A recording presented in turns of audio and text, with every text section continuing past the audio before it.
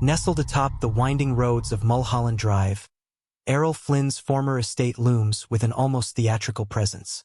The sprawling mansion, once a symbol of golden age decadence, is now shrouded in tales of eerie whispers and shadowy apparitions. Built in the 1940s, the house was Flynn's private refuge, where lavish parties and scandalous escapades unfolded away from prying eyes. Yet, as the decades passed, the revelry gave way to unsettling legends. Local lore claims that on moonlit nights, faint screams echo through the corridors, as if the house itself is replaying a tragic scene from its storied past. Neighbors swear they've heard bursts of laughter deep, hearty, and unmistakably Flynn's drifting from the estate even when it was unoccupied. As time went on, the mansion's eerie reputation only seemed to grow. In the early 2000s, a new owner, a successful tech entrepreneur, moved into the estate, eager to restore it to its former glory. At first, he was charmed by the grandeur of the place, its expansive rooms, sweeping views of Los Angeles, and the aura of old Hollywood glamour. But soon, he discovered that the house was far more than just a relic of a bygone era. It began subtly, footsteps echoing on the marble floors when no one was there, the creaking of the grand staircase at night, as though someone or something was making its way down, step by step. The entrepreneur, initially dismissing these sounds as the house settling, found himself waking in the dead of night, his sheets cold and clammy, with the unmistakable sensation of being watched. The most unsettling event occurred one evening when the owner invited a few friends over for drinks. They gathered in the library, discussing the history of the house, when the conversation was interrupted by the sound of what seemed like muffled voices like a distant party. Laughter, clinking glasses, and a faint melody drifted through the walls, as though the house was replaying an old film in real time. Curious and a bit unnerved, they ventured into the grand ballroom, where a full-length mirror covered one wall. As the group approached, one of the guests, a skeptic, challenged the others to stand before it and summon whatever spirit might be present. First, nothing happened, but as they gazed into the glass, the temperature in the room dropped noticeably. Then, for the briefest of moments, a figure emerged in the reflection, tall, with a rakish smile, wearing a vintage suit and a familiar, mischievous glint in his eyes. The figure vanished just as quickly as it appeared. The room grew warm again, but the atmosphere had shifted. The entrepreneur's heart raced. He hadn't seen Flynn in the reflection, but he knew that laugh distinct and haunting. In the weeks that followed, strange occurrences became more frequent.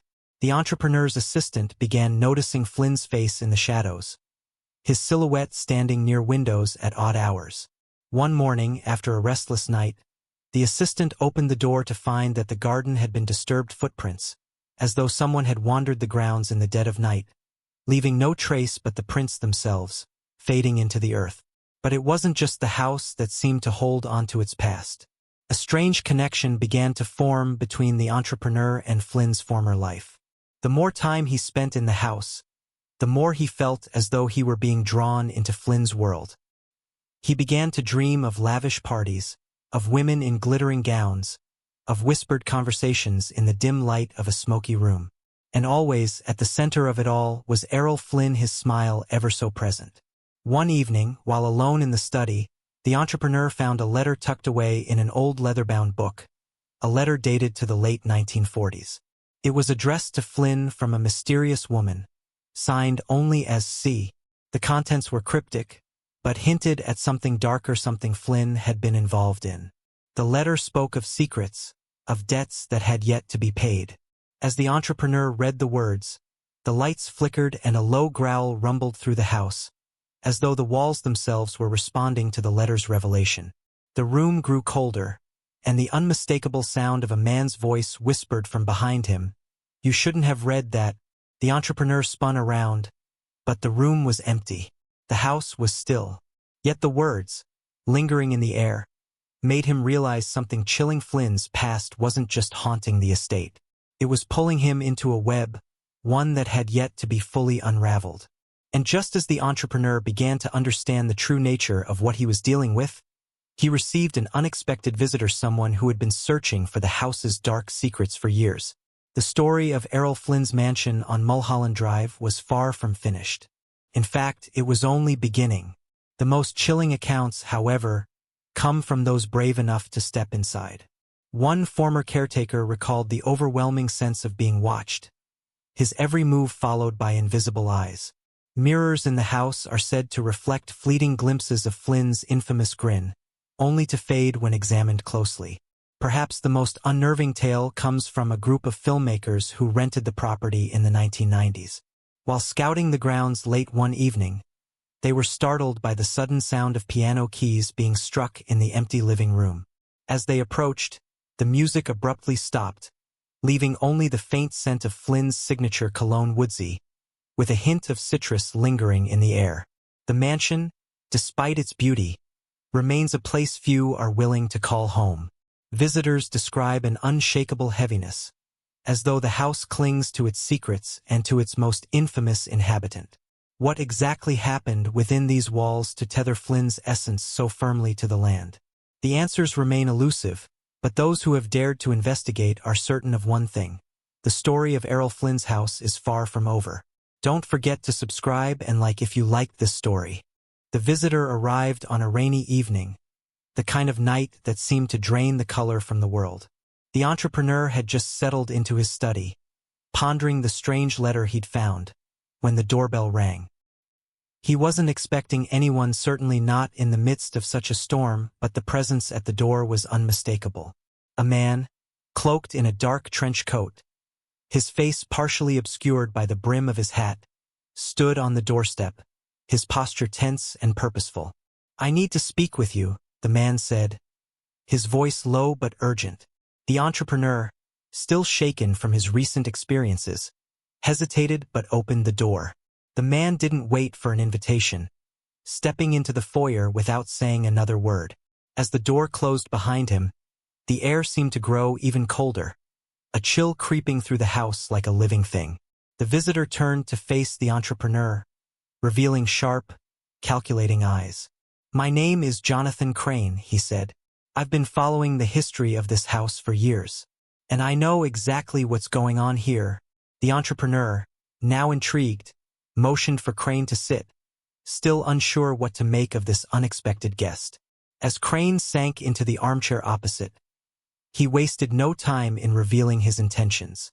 "I've researched this house in detail," he began, his tone flat and serious, "and I've been trying to find someone brave enough to help me unlock its darkest secrets. You see, Errol Flynn's death wasn't just the end of his life, it was the beginning of something far worse." Crane's words hung heavy in the room, and for the first time, the entrepreneur felt a deep, unsettling sense of foreboding. He leaned forward, urging Crane to continue. "Flynn didn't just play the role of the swashbuckling hero," Crane continued. "He was involved in a series of underground dealings, political intrigue, secret societies, and yes, even occult practices. The legend that Flynn was involved with black magic and mysterious rituals is not just a rumor, it's a fact. And the mansion, this house, was at the center of it all." The entrepreneur stared at Crane, skeptical but intrigued. The details, though unbelievable, seemed to align with the strange occurrences that had plagued him since moving in. There had always been whispers about Flynn's wild lifestyle, but hearing it from this stranger sent a ripple of dread down his spine. Crane leaned in, lowering his voice. "The problem is that Flynn's spirit didn't just leave the house when he died. It was tethered here, to the walls, to the land. But it's not just Flynn's energy that remains. The rituals he performed here opened a door to something far darker. And the more you try to ignore it, the stronger it becomes." The entrepreneur felt a knot tighten in his stomach. He had been trying to rationalize the strange occurrences, dismissing them as figments of his imagination. But the more Crane spoke, the clearer it became that there was something insidious at work in the house. "You're not the first to be drawn to this place," Crane said, as if reading the entrepreneur's thoughts. "There were others before you, people who tried to uncover the truth. Some went mad. Others disappeared without a trace. And a few, well, they're still here, trapped in the house, like ghosts themselves." The entrepreneur's heart pounded as Crane's words sank in. But before he could respond, the house seemed to groan in protest, as if it had heard enough. A sudden gust of wind slammed against the windows, rattling the panes, and the lights flickered again, this time plunging the room into darkness for several seconds. When the lights returned, Crane was no longer seated in the armchair. Confused and alarmed, the entrepreneur stood, searching the room for any sign of the visitor. But there was nothing, no trace of Crane, no hint of his presence. It was as though he had never been there at all. The only reminder of his visit was a small, folded piece of paper left on the desk in front of the entrepreneur. With trembling hands, he unfolded it. Written in tight, hurried script were 2 words, "Don't trust." As he stared at the cryptic message, the house seemed to come alive around him.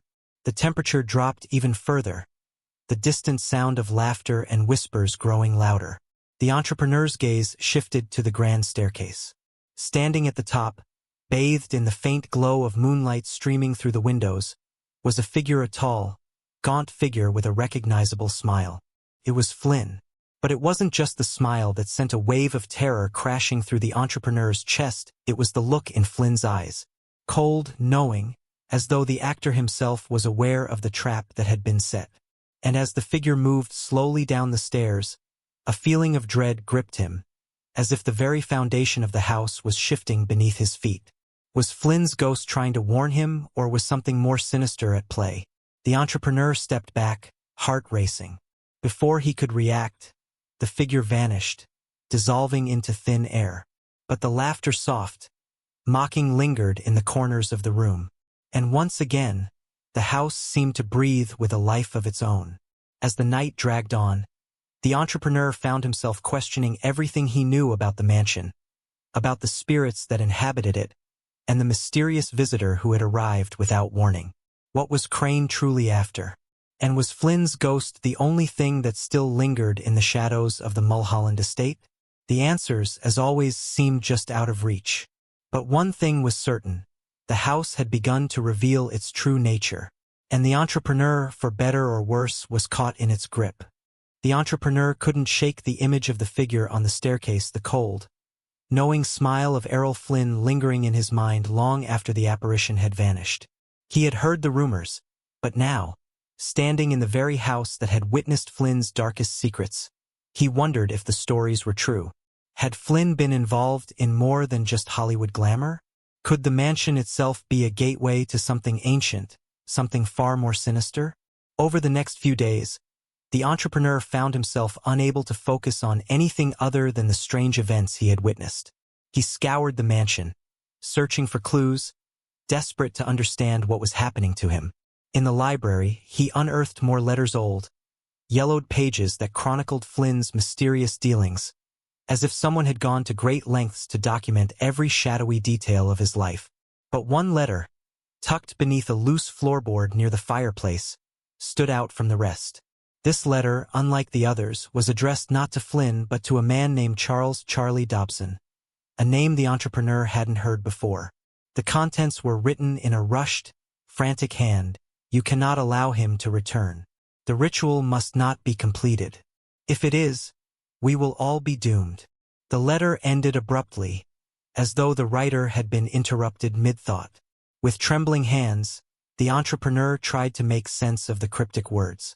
Was Flynn part of some kind of occult society? Had he attempted to summon something or someone during his time at the house? Was this why the estate felt alive, why the house seemed to be breathing, pulling him in? As he pondered these questions, a sudden thought struck him. The name Charlie Dobson seemed familiar, like it was on the tip of his tongue. He rushed to his study, rifling through old newspapers and archives until he finally found the answer. Charlie Dobson was not just a name from Hollywood's past. He had been one of Flynn's closest confidants, a fellow actor who had mysteriously disappeared in the late 1940s. No one knew exactly what had happened to him, but rumors swirled that Dobson had been involved in a secretive cult that had taken its rituals to dangerous extremes. The entrepreneur's heart began to race. Had Dobson and Flynn been involved in something dark together? Were their actions linked to the paranormal activity now plaguing the estate? That night, unable to ignore the pull of the mansion, he ventured into the basement, a part of the house he had long avoided. The basement was cold and damp, the air thick with the scent of old wood and dust. As he descended the creaky stairs, his footsteps echoing in the darkness, he found himself wondering if the house had always been this oppressive, or if it had only become so since he arrived. Down in the basement, he discovered a hidden room, its door barely noticeable behind a collection of antique furniture. The moment he opened the door, the air seemed to shift. The room was small and cramped, but what struck him the most were the walls, covered in strange symbol circles, triangles, and arcane marks that didn't belong to any known language. The symbols seemed to pulse with an energy that made his skin crawl, as though they were alive, reacting to his presence. And then, in the center of the room, he found it. A wooden chest, weathered and ancient, its lock covered in dust. His fingers hesitated before touching it, but curiosity overcame him. With a deep breath, he pried open the chest, revealing a collection of objects that seemed far too bizarre for a mere collector's item. There were small statues of obscure deities, an intricately carved dagger, and what appeared to be a ritualistic robe, stained dark with age. But it was the small, leather-bound book at the bottom of the chest that caught his attention. Opening it carefully, the entrepreneur discovered pages filled with symbols and handwritten text. The ink faded but still legible. As he translated the words, his pulse quickened. The book described a ritual that, if performed correctly, could bind a soul to the earthly realm forever.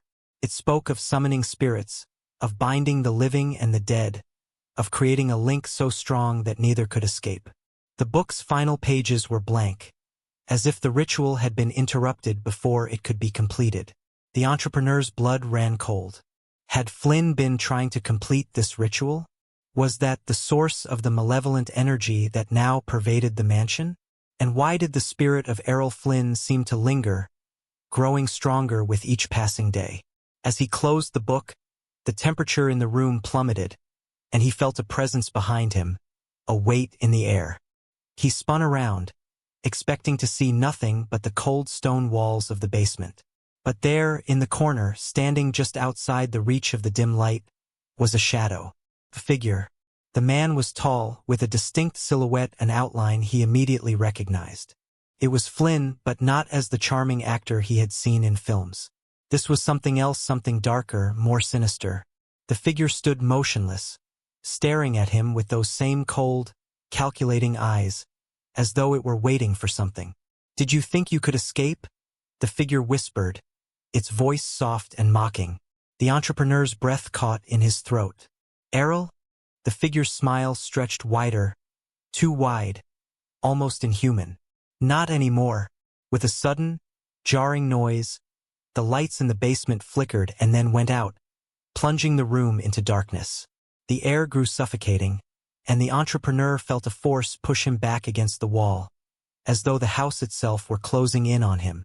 The shadow of Flynn moved closer, but as it did, it began to distort, warping, shifting into something unrecognizable. The faint, disembodied sound of a laugh echoed from all directions. And then nothing. The entrepreneur found himself alone again in the cold darkness of the basement, his heart pounding in his chest. He could still hear the laughter, though faint but undeniable, drifting through the walls, echoing off the stones. As he reached for the light switch, he realized something terrifying. He wasn't alone. The figure of Flynn was still there, still watching him, waiting for the ritual to finish. But what happened next would change everything. The mansion, it seemed, had its own plan. As the entrepreneur fumbled for the light switch, the air around him grew thick with an oppressive energy. The figure of Flynn, now fully materialized, stepped closer, its features becoming clearer. But it was no longer the charming actor, it was something else entirely.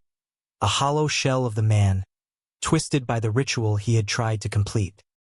His eyes glowed faintly, a sickly yellow, and his smile had become grotesque. "You should have left when you had the chance," the figure whispered, its voice echoing off the walls. "Now you belong to the house." Suddenly, the entrepreneur understood. The ritual hadn't just trapped Flynn, it had bound the house itself, turning it into a prison for any who dared enter. The spirits, the eerie laughter, the shadows, they weren't just hauntings. They were part of a curse that would never be broken. He had unknowingly become part of the house's legacy, and now, like Flynn, he was bound to it forever. The lights flickered once more, and with one final, mocking laugh, Flynn's figure vanished into the shadows. But the entrepreneur knew it wasn't truly gone. He could feel it, the pull of the house, the whispers, the cold presence that lingered in every corner. He was no longer just an observer. He had become a part of the mansion's story, and now the house would claim him too. Outside, the storm raged on, but inside the mansion, all was silent. The haunting, it seemed, would never end. Don't forget to subscribe and like if you liked this story. Any coincidences with real events or characters are accidental.